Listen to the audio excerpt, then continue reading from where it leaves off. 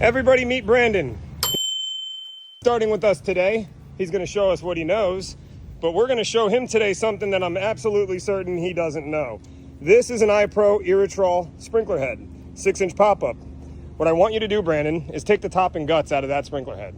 So while he works on taking the top and guts out of that sprinkler head, that's going to be a Rainbird 1800 sprinkler head. This trick that I'm about to show you will work with the 4-inch, 6-inch, 12-inch, it doesn't matter. Clearly this sprinkler head's been like this for quite some time because it is chock full of roots. Just keep pulling, you're good there. Now to get the rest of the old sprinkler head out, use a flag and build a hook on the end of the flag.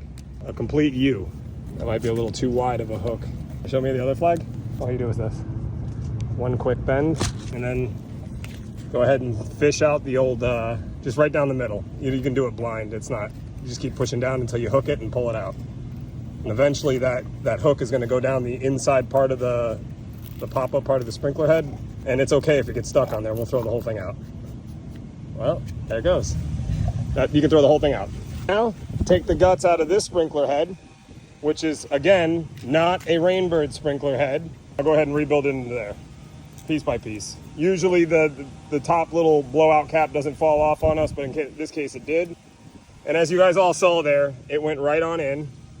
And now he's gonna have to get the top and the cap on there.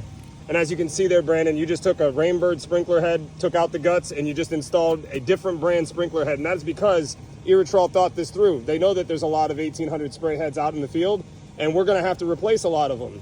This makes doing that easier, and it's also more environmentally friendly because this manufacturer sells the sprinkler head without the shell.